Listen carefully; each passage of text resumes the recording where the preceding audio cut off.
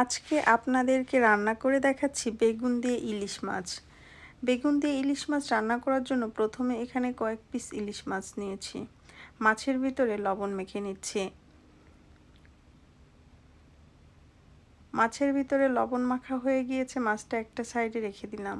এখানে নিয়েছি বেগুন, বেগুনের ভিতরে লবণ মেখে নিচ্ছি।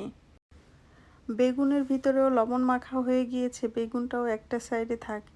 এদিকে চুলায় প্যানের ভিতরে বেশ কিছুটা তেল দিয়ে দিচ্ছি। তেলের ভিতরে মাছগুলো দিয়ে দিচ্ছি ভেজে নেওয়ার জন্য। মাছের সাইডে বেগুনগুলো দিয়ে দিচ্ছি ভেজে নেওয়ার জন্য।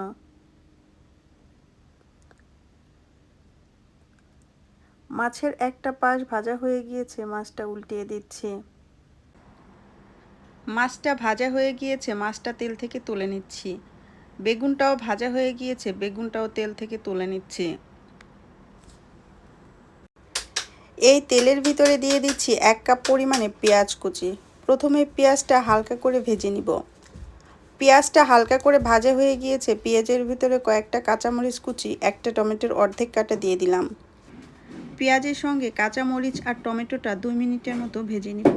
2 মিনিটের মতো ভাজা হয়ে গিয়েছে, কিছুটা পানি দিয়ে দিলাম। এখন দিয়ে দিচ্ছি হাফ চা চামচ পরিমাণে লাল মরিচের গুঁড়া, হাফ চা চামচ পরিমাণে হলুদের গুঁড়া, দিয়ে দিচ্ছি স্বাদ মতো লবণ। এখন এই মশলাটাকে 3-4 মিনিটের মতো কষিয়ে নিব।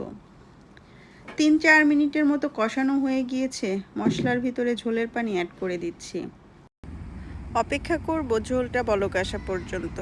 ঝোলটায় ভালো মতো বলক চলে এসেছে, ঝোলের ভিতরে ইলিশ মাছ আর বেগুন ভাজাটা দিয়ে দিচ্ছি। নেড়ে চেড়ে 4 থেকে 5 মিনিটের মতো রান্না করে নিব। বেগুনের তরকারিটা সম্পূর্ণ হয়ে গিয়েছে, তরকারিটা চুলা থেকে নামিয়ে নিচ্ছি। আমি একটা বাটির ভিতরে ঢেলে নিয়েছি।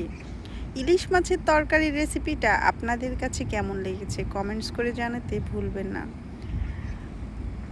আজকে এই পর্যন্ত, সবাই ভালো থাকবেন। আল্লাহ হাফেজ।